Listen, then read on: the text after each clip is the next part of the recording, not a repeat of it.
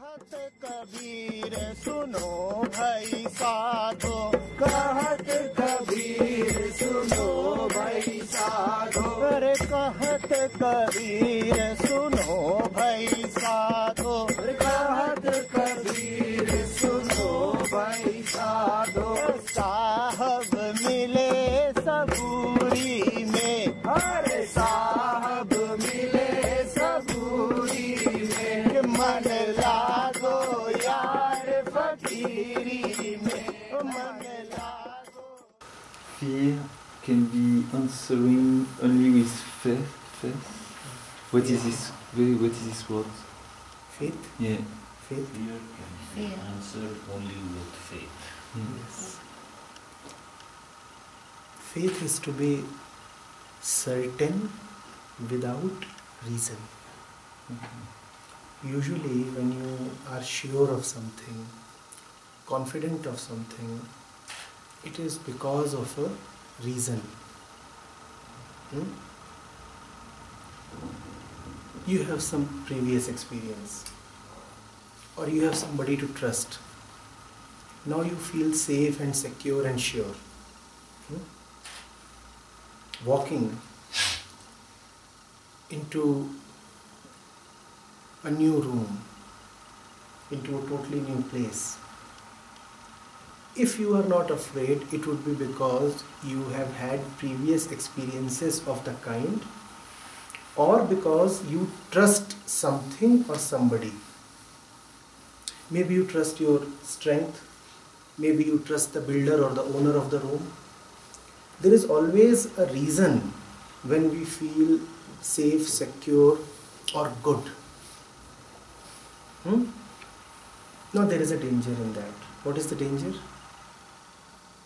If we feel safe, secure, good, alright for a reason, then we will not feel safe, secure, good, alright if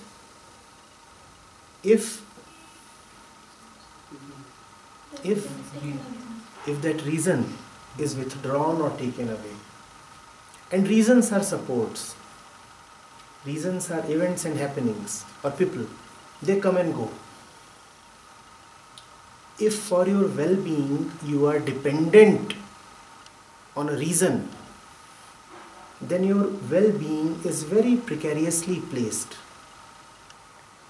It would always be unsure about its longevity.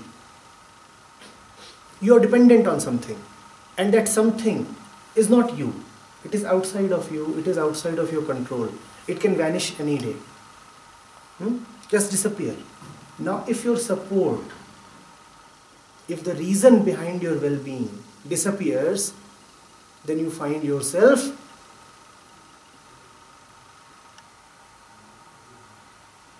with no support. And hence you are afraid. Do you see the reason of fear?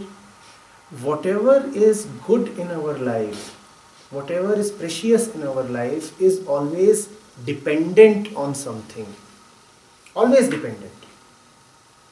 Even my self-esteem is dependent on something else, and that something else is external to me, not me. Now whenever I will be dependent on something for my well-being, I will live in fear.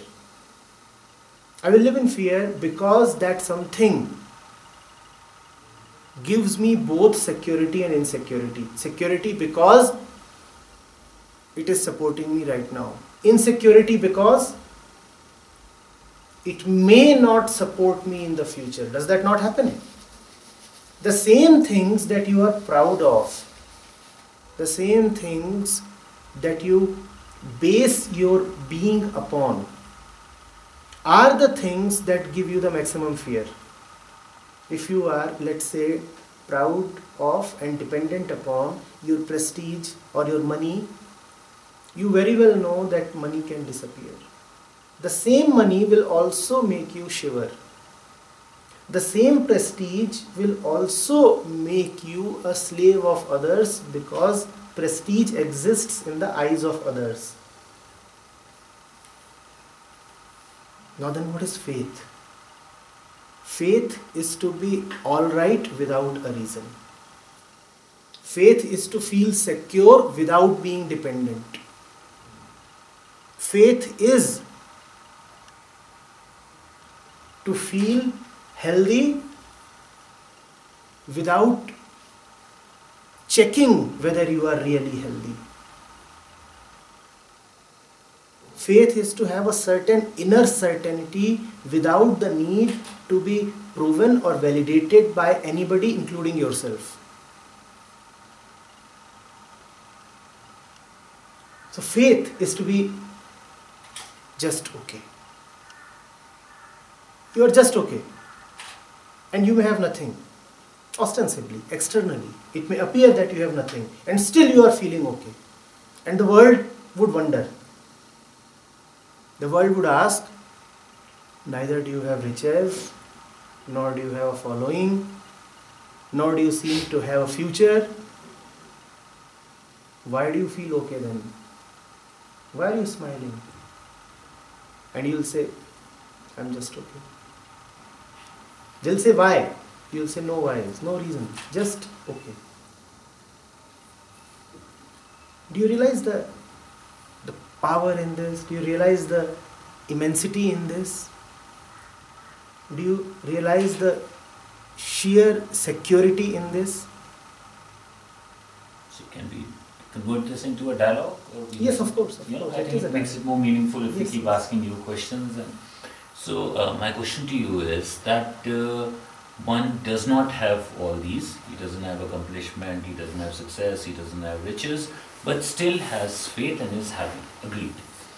But no, faith is not to be happy. Faith is not about happiness. Because happiness is not something that can be independent of a reason. If you are always happy, then you will not call yourself happy. Happiness by definition must come and go. And hence it is reason dependent. For a reason it comes, for another reason it goes away. So faith is not at all about being happy. So what is that emotion? It is not an emotion.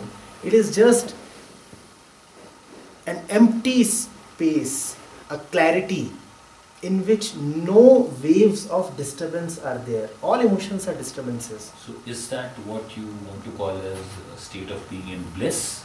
No, not even bliss. Because when you say bliss, you have equated it with happiness of some kind. It is just not being disturbed. I'll rather describe it in negative terms. Not being disturbed, not being emotional, not being afraid, not being insecure, not being sad, and not even being happy.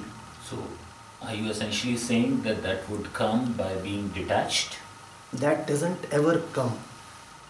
That is there when you see that all that which comes and goes is not to be relied upon.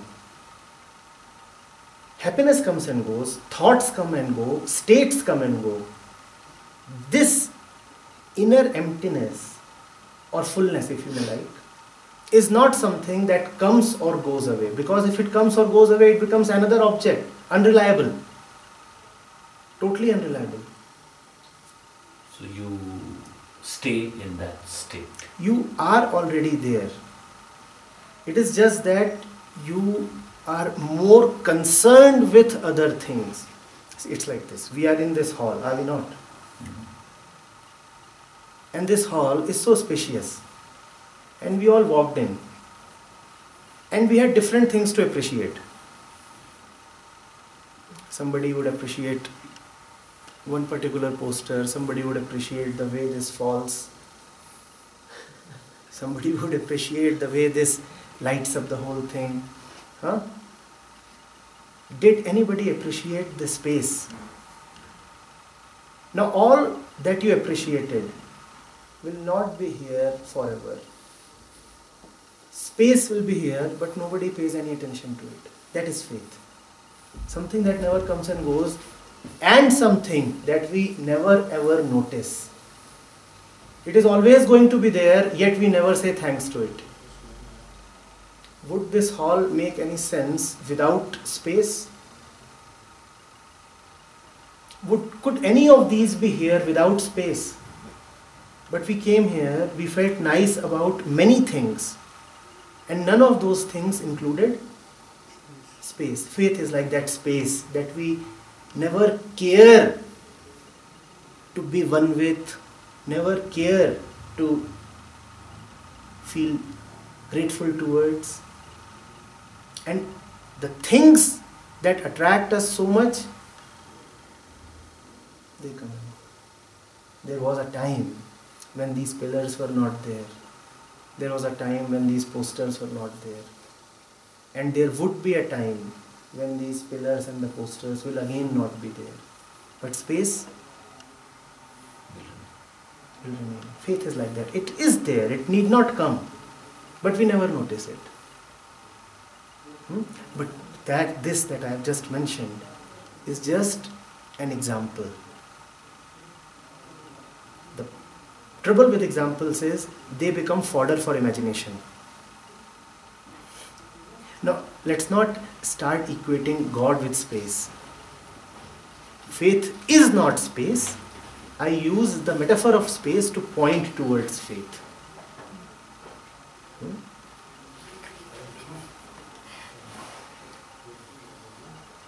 Yes. Are we also saying, am I asking too many Yes, questions? no, not at all. It's also to just, so are we essentially saying that a movement towards that metaphorical space, one of the route to that may be an attitude of gratitude or gratefulness? No, it cannot be an attitude, because if you are grateful, you will be grateful for something. An attitude is always object-centric. You always say thank you for a reason. You always express gratitude for something that you received. Faith is reasonless gratitude. From what you just tried to teach us, what I understood was that now we are talking about gratefulness or gratitude for that space. No, that's what I said. The trouble with examples is they become fodder for imagination. The emphasis is not even on gratitude. The emphasis is on reasonlessness. Laughing without a reason, crying without a reason, safe without a reason, secure without a reason, loving without a reason, joyous without a reason. We live in reasons, and we think that reasons give us support. We think that reasons support us. I am happy because I have so many qualifications behind me. I am satisfied because I just achieved so much. There is always a because attached to our perceived sense of well-being. We do not feel well unless there is a reason. Faith is to trust most deeply without a reason. Without a reason. Trust what? Trusting nobody for no reason, and trusting more deeply than you can trust anything or anybody is faith. Hence, faith is not something that can be captured in thought. Hence, faith is not something that you can express towards a person, an idea, or an object. It's like this. Another example. So just use it as a pointer. When we sleep and when we are deeply sleeping, do we feel happy? We don't. Do we feel sad? We don't. But have you ever complained on waking up that sleeping was something distasteful? In fact, sleeping is so precious that we go to sleep every day. Is it not? Faith is like that. You are alright in sleep for no reason. Are you not alright when you are sleeping? For no reason. And that relaxation that sleep gives you is extremely precious. The same relaxation faith gives you. And that is why the quote says, faith is freedom from fear. Or when fear knocks, then answer with faith. That's what Jesus had said. Yes. So till such time that our life begins to unfold to be that ocean of faith, we have to make baby steps by taking dips of faith, like the way we alternate sleep with wakefulness. No. And wakefulness may not be very present, but we still must wake up. Yes. No baby steps. No baby steps at all. All steps will become some kind of an inner conspiracy towards not reaching. You see, I sit here on this chair. I have forgotten that this is what is supporting me, that this is my very foundation. My mistake is just that I have forgotten. I have not gone away anywhere, I have just forgotten. And even this forgetting is not really forgetting. It's just that I am so lost in other things that it doesn't occur to me that so much support is being given to me by this chair. This is my foundation. This is what I base myself upon. I am so occupied with other things that this has ceased mattering to me. Nor do I take baby steps to reach this chair. Tell me, do I need to take any step to reach this chair? This is where I already am. It is just that I hallucinate so much that other things have filled up my mind and I have totally forgotten this. So I need not take any step. In fact, I just need to take a clear and honest look at all that which I am occupied with. The moment I am less occupied with what is going on, I will be more present to this. So I need not do anything. Rather, I need to probably be clear about what I am already doing. We all are busy already doing so much, are we not? Our lives, from morning till night, are just a sequence of ceaseless doing. So we are doing so much, and because of doing so much, we forget that which we are founded upon. So no movement is needed, no baby steps or steps of any kind.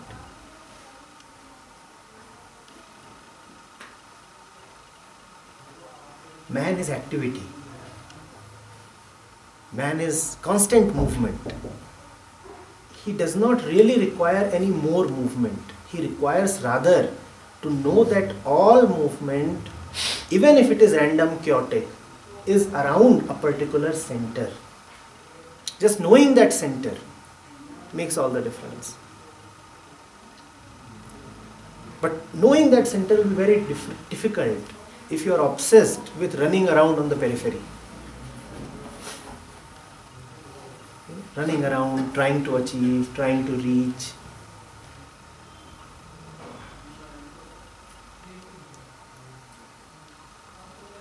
So you said that examples become fodder for imagination. So in some sense, all language is an example. Is an example, yes. It's a pointer. Even this periphery. Yes. That's why ultimately you have to go beyond what I am saying. This speaking is so incapable and ultimately so unnecessary. I always say to my audiences, don't latch on to my words.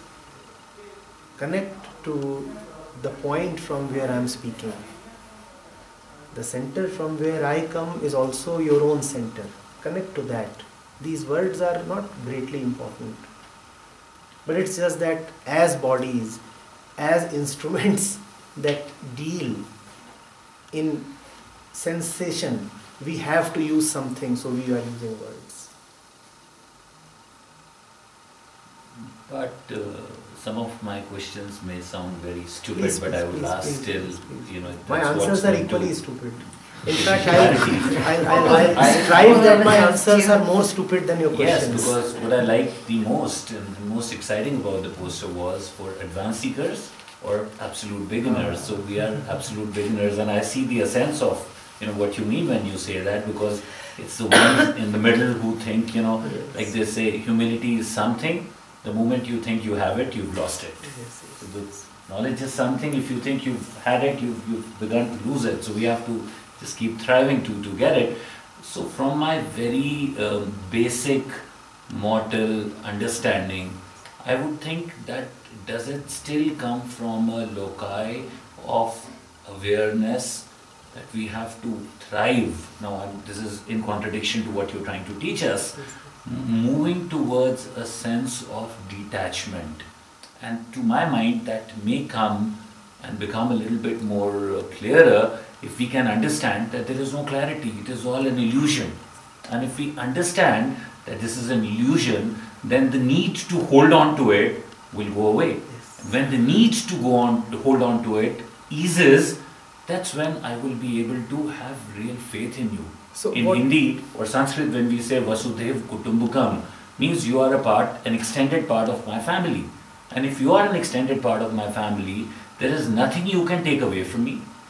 What is my fear?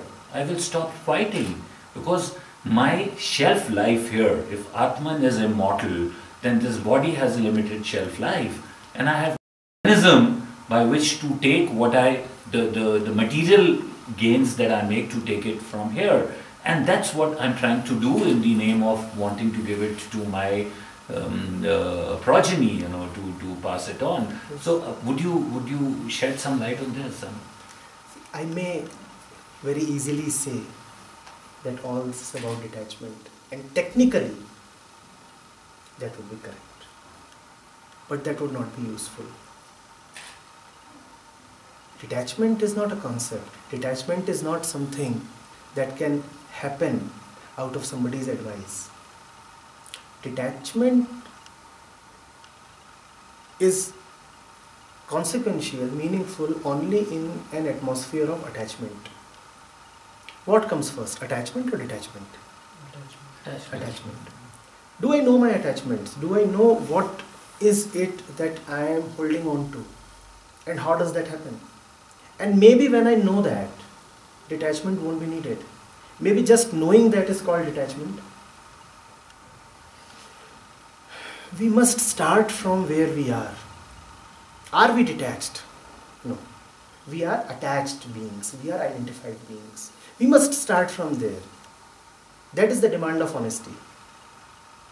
If we talk of detachment or joy or enlightenment, are they not mere concepts to somebody who is neither detached nor joyful nor enlightened? Whatever that means, I do not know, I am not enlightened.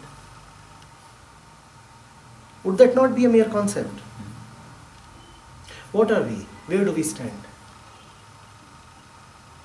We know attachment, right? We experience that every day. We experience that. Even physically we experience that. The heartbeat, the body, the goosebumps, the blushing, the thoughts. The whole mechanism trembles in an environment of attachment, does it not? And attachment has several names. We know emotions, we know thoughts. Of them we know. Why not start from there? And that means that I must know what is happening right now. Because only right now is the experience. Even if you are experiencing memories, you are experiencing memories right now. So right now is the experience. And only of that can I be conscious. And I live only in consciousness. I live only in a dualistic consciousness. So what is the only option then left to me? The only option. I don't have other options. Other options of this, that are all just imaginary. The only realistic option is to know what is happening right now. If I am attached, can I just pause and look at the whole process of attachment? And we all are attached. Can I just know what is happening? Just know. I'm not talking of giving it a moralistic hue, of suppressing it, or opposing it or participating in it in some way? Can we just know what is happening? Fear is something that we know. Faith is a word. Fear is a known experience. Now can we start with the known experience? Now starting with the known experience would require faith. Talking of faith would require a lot of fear. I repeat this. Going close to fear, which is the reality that we live in, would require a lot of faith. And talking of faith as a concept necessarily means that there is a lot of fear. Now what do? Instead of going close to fear, we usually use settings like these and scriptures and spirituality to talk of faith. Now when you are talking of faith, it only means that you are prolonging the fear. But when you cease talking about faith and instead honestly put yourself to work looking at the fear, then you are not talking of faith but are indeed acting in faith. Because without faith, you cannot go close to fear. We invest so much of ourselves talking of grand things. And talking of grand things is to escape from the reality of what is. It is a kind of daydreaming. And to honestly accept, acknowledge, see what is actually something very grand. Very few people muster the courage. That courage is never your own. That courage is never willpower. That courage is never a product of thought. That courage always comes from somewhere beyond, and hence it is faith.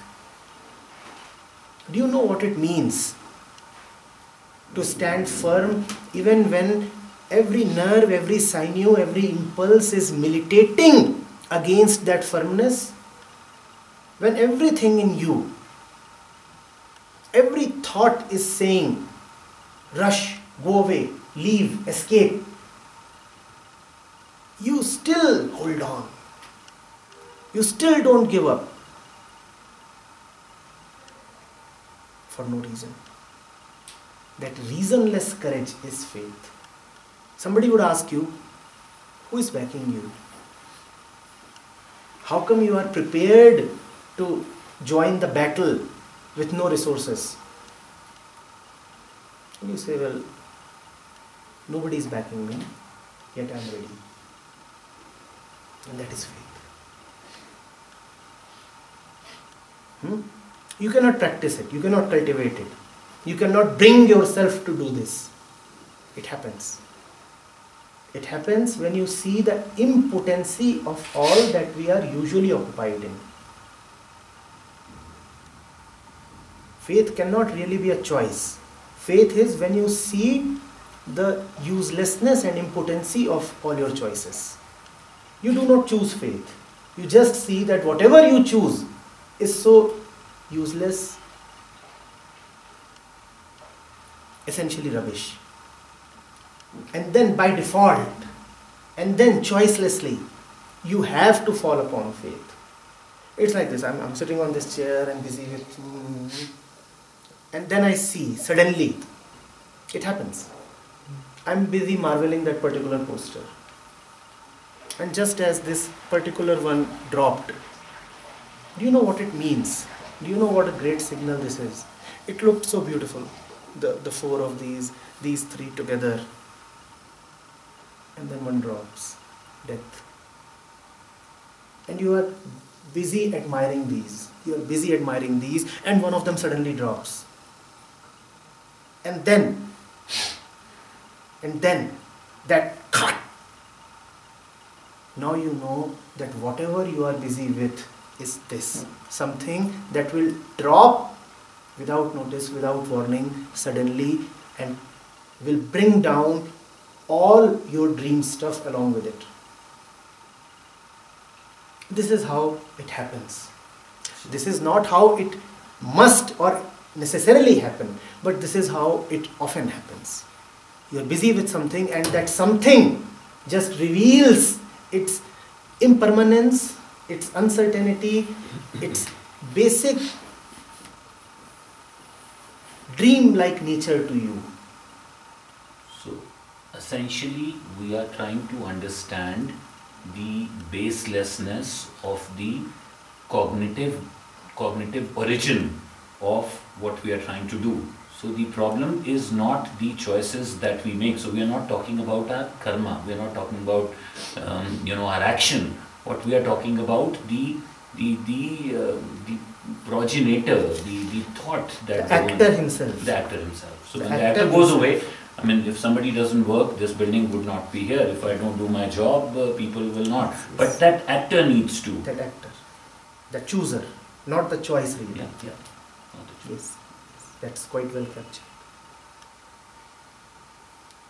When you see that as the actor, whatever you do just brings more misery upon yourself, then you stop trusting that actor. The moment you stop trusting that actor, you have fallen in the lap of the one you can trust. People call him God. You may not call him God. You may not call him by any name.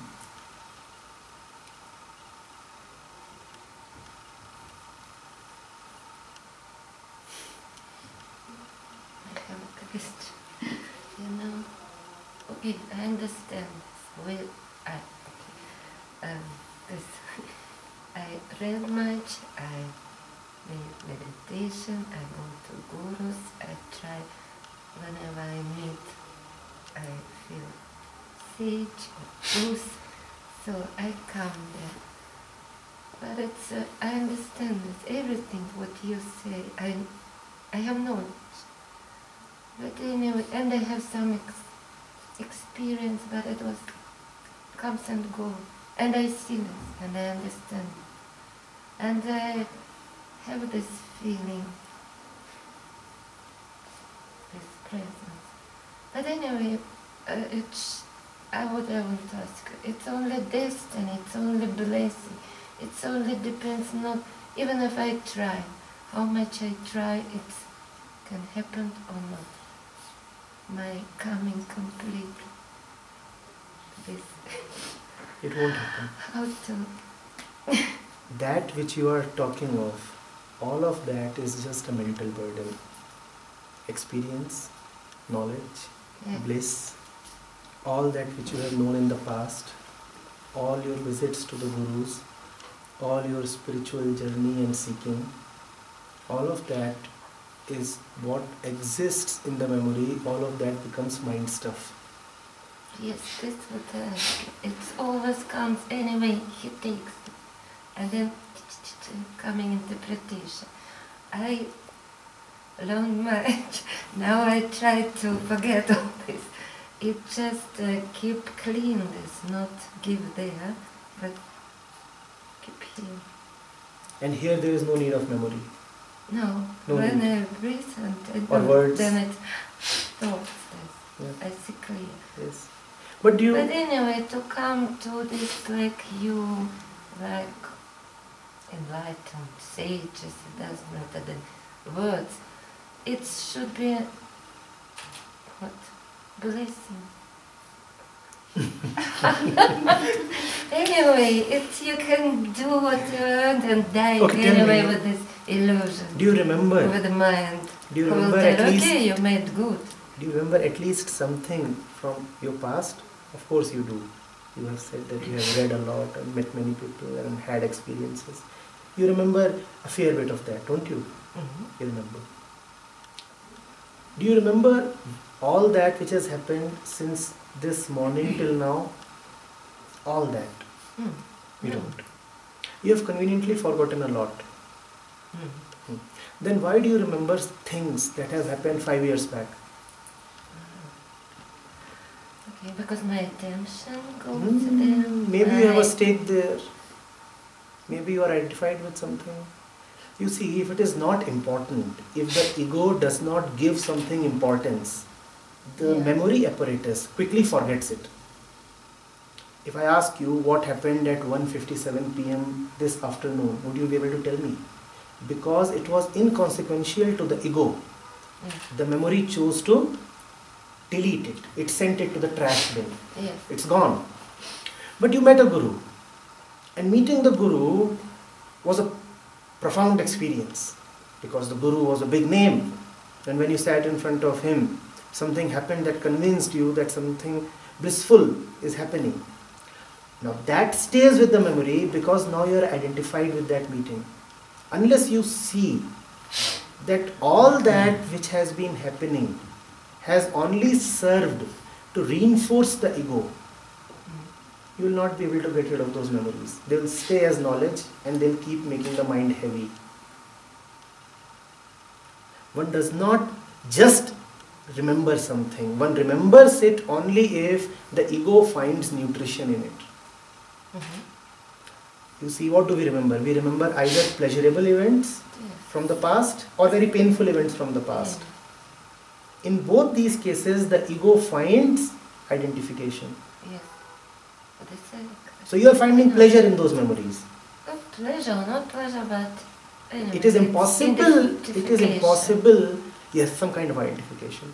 It is impossible to keep remembering something, I repeat, without having a stake in it. Now when you are having a stake in the past, that means you are not having a stake in the truth,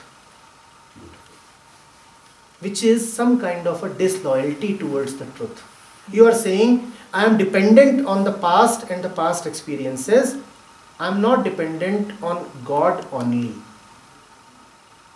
Now, it is because of this disloyalty that we suffer. You have to have God as your only partner, the only one you can be dependent on. If you are dependent even to a slight extent on something else, the result will be suffering. So forget all that.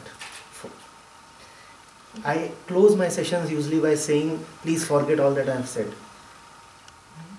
Whatever is essential is anyway already there in your heart. Yeah. We just met. So many things happen. Just like that, we also just met. Do not hold it to be of any importance. Whatever is important is already there in your core, in your heart. Your own godliness is there. Forget all that. Forget the scriptures. But it's easy in presence. Now, it's easy even not to think. It's empty. Now I feel just my inner with you. I'm very fond of saying, if it is You easy in this presence, then you don't need to quit the presence. But remember that presence is not that of a person. But it's also a touch. Yeah. I want to sit here. Yes, you want to sit here, it's remember. my breath. Yes, you want to sit here, remember, not with this person. This person Yes, was with this. walking down that road a while back. Did he Yes, matter to you? It's not person. Yeah. It's really. Then would you care to find out what is this presence all about? It's a very important question. Remember, it is not. Presence, it's the same within me, and this feels Yes, the yes. same in you. Yes, so yes. that's why we Yes, come more to of you. that, more of that, yes. You must know that it is not an object, not a sensory perception that is bringing this calmness to you. I repeat, this body was walking down that road a while back. Before that, this body was sleeping. Before that, it was in another city. I just happened to reach here this morning. Did this body then provide you with any kind of presence or solace or calmness? It didn't, right? So, if you depend on the body, then the result will be disappointment. The presence is obviously important, but what is that presence about? What is that presence? It is not presence of truth. Only this. Yes. And this is where we come to you Now, and is that, sit. yes. Not these words. It's for both of us. It's for both of us. Now, is the presence of truth something conditional? No. So it is always, Unconditional. and hence always Present. It's Always. this. It's always. Yeah. The key word is to stay in this. When Like it is, how? can you How move do I out of move this? out No, this? no, stop this, that you need to stay in this. How will you Oh, move out sit of this? this No, telling. no, no. You have this notion that sometimes you move out of this. I am asking you, how will you ever move out of space? Wherever you go. Just like you said this example. It's dropped somebody. Look, It and drops it's in take- space. It existed Yes. in space. Yeah. Does it have any way to ever escape space? No, this is together with. Similarly, even when But you this- forget you are in God, Yeah. it is not as if you are in God only when you remember. Even when you forget you are in God, you have no way to escape Him. So that presence is always there.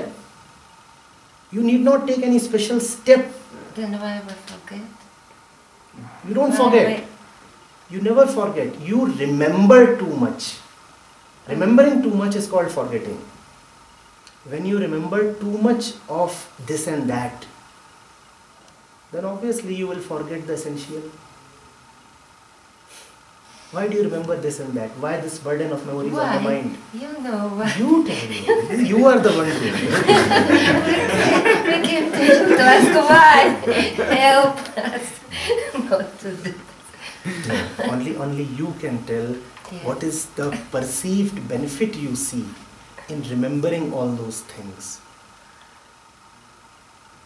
What is it that you seek or derive or extract from those memories?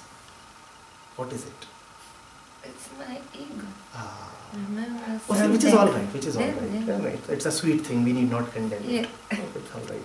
But tell me, when you are feeding that ego, supporting that ego, what are you losing out on? What I'm losing. I'm losing real self. I can't lose real self. I am. It's just that this dominate and take me out. It can't take me out. I know this. You see, I tell But you don't this and always I say know this, right? It can't take me. I'm here. But you don't always say this. Yeah. Don't always say Not this. always. Not always. And that's what you're losing out on. That you don't always say this. When you remember miscellaneous things, then you also remember a lot of suffering. Then you don't say that I am alright and I can never go out of God. Okay, tell this myself. It's effort for me then. When I just started, I said, no, it's not me. Let it talk. I keep quiet here. I am not this, which is talking. Which Is this a doing. method that you It's okay. remember? Yes, Is this, but you see, it's it effort won't work. to remember. It won't work. Anything that you remember won't work. Yes, it's What the- works is always something very authentic, spontaneous, new. Yeah. Always new. Old methods never work. This is not a mechanical world that we are talking of. We are talking of truth. Yeah. Old methods work in the world of machines. There you can have knowledge coming from Newton and Einstein, and that would still be applicable.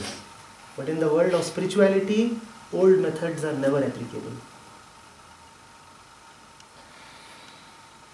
Yeah, but anyway, you give us some messages. Mm. All Did I? teaching, all I apologize if I did. manuscripts, all this is also gives us. My Look, trouble is that even when I don't want to, I inadvertently end up giving some method. Or people end up, conjuring some method, which I never gave. Oh yes, it's also we take ourselves. This is yes. When I came in this room, I read this and then I found one, which I immediately my mind said, "This is for you." It's this one. Then I was working, sitting, and I said, "Oh, it's touched me, but it's." But that's what I ask you. You see, I understand. I feel, one more. These are signals. If we are really here, Yes, it's Lao Tzu, here. how it happened for him. He was just standing or maybe lying close to a tree. and he sees a yellow leaf falling, and the leaf comes spiraling down gently, not like a stone, gently. And it is said that Lao Tzu got it that very moment.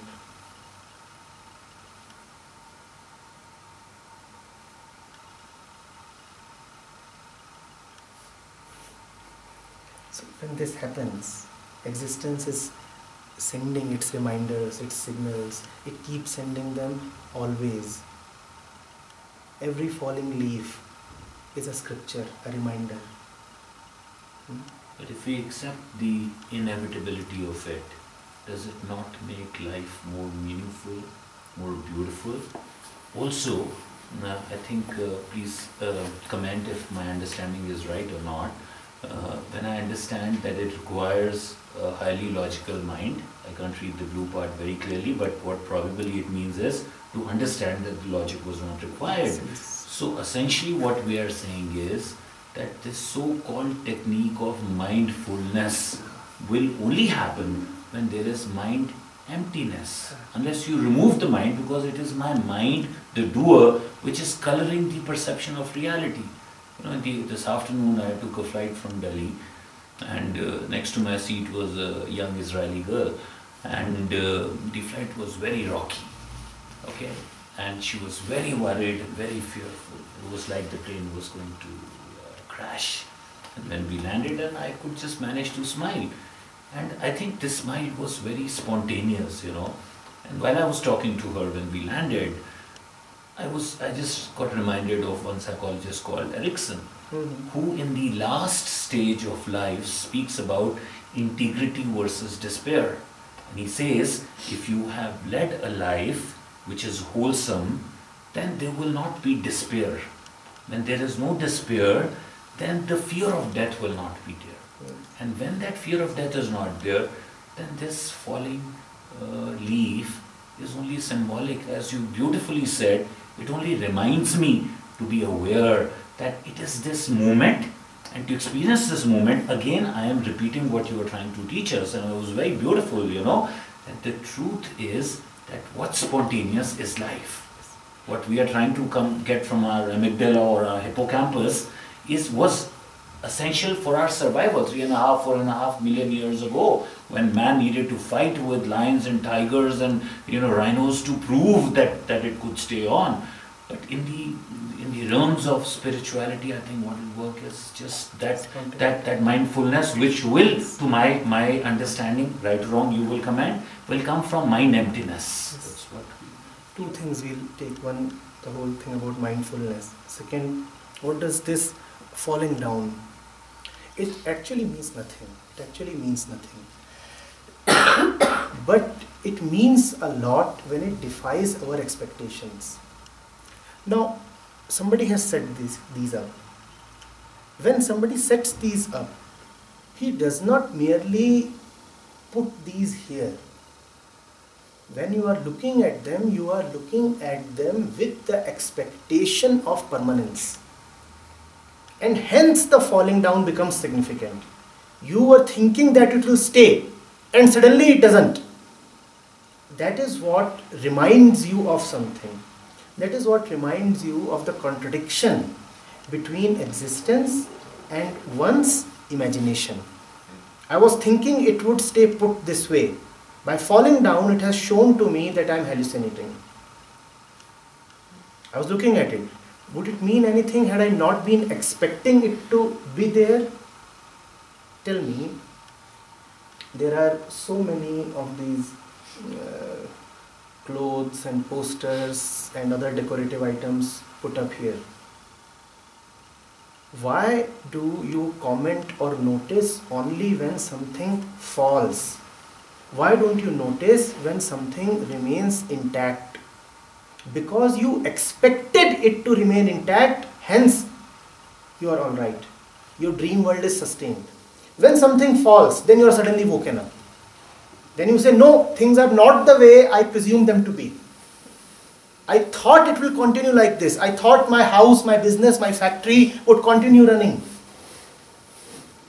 Oh, if this can fall, anything can fall. If this can fall, I will fall.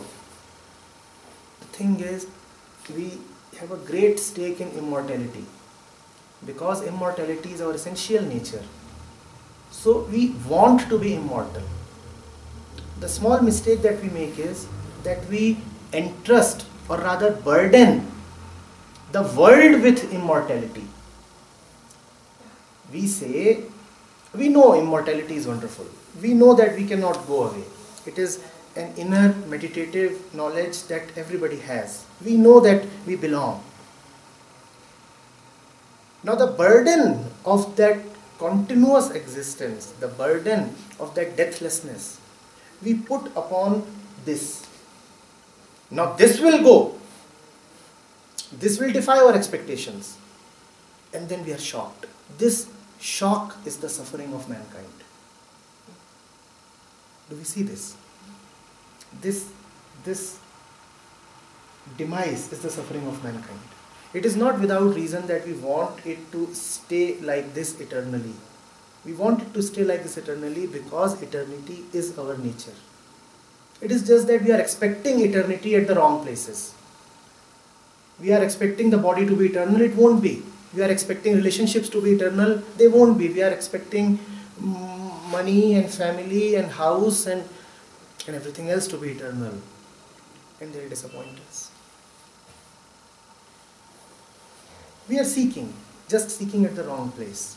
And what we are seeking is something tremendous, wonderful. Nobody is seeking ugliness. When you seek, of course you are seeking beauty. But seeking beauty at the wrong place only gives disappointment and suffering. Mindfulness. This term really does not exist in classical literature. It is something very recent. Mind is already full. What do we mean by mindfulness then? Is empty. So even if we want to take it in the best sense possible, mindfulness can at best mean an empty mind, as you hinted at. Mindfulness does not mean being more conscious of something. Consciousness is such a burden. Man is already reeling under the weight of consciousness. Consciousness is knowledge, consciousness is thoughts. But unfortunately what happens is that often in the name of mindfulness, one is taught things that make him even more heavy. The mind actually literally becomes even more full. I was in, I don't remember whether in Tirunmalai or in Pondicherry, one of these places, on a tour like this recently. And I saw one woman in the lawn of the hotel. She was keeping each step slowly. She would keep one step, one gentle step, and then wait and watch, and then keep another step. I knew what it was. It is one of the standard exercises in mindfulness. It is said that you must be mindful of every breath that you take, every step that you take. Now this is such a fallacy. It is such a burden. Walking, which should be spontaneous and natural, you are burdening that walking with thought. One walks as if one floats on water. That is the real smooth way of walking. But instead of that, that woman has been taught that she should be mindful. So now even walking has become a planned and organized activity. Spirituality is about getting rid of all that is planned and organized about you. It is about having the courage to move into spontaneity. Instead of that, in the name of mindfulness, we become even more occupied and organized. What was the second thing? We said one was mindfulness. The second thing was? Okay, if you have forgotten, go ahead.